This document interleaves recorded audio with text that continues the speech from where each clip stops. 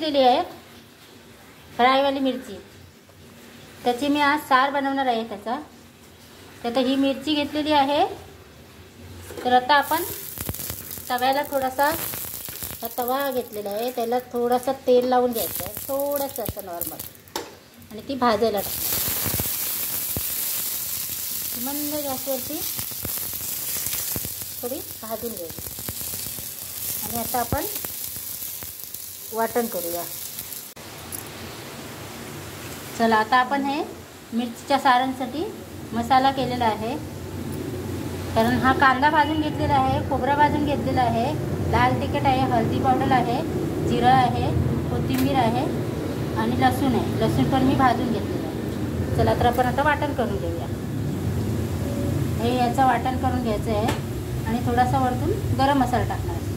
आणि आता आपली मिरची ही भाजलेली आहे, नंतर आपण ती रश्श्यामध्ये टाकणार आहोत.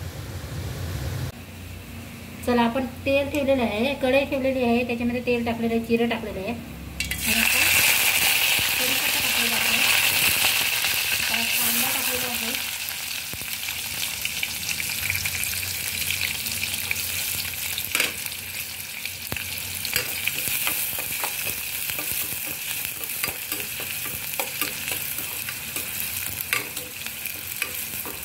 थोडासा तांबूस कलर होते. आता कांदे करून बघा, टेस्टी होते, एकदम मस्त टेस्टी, चांगला लागते सार. चला चला मिरचीचं सार आता खाण्यासाठी तयार आहे. मिरचीचं सार खाऊन बघा आणि कमेंटमध्ये नक्की सांगा कसं झालं ते, नक्की सांगा.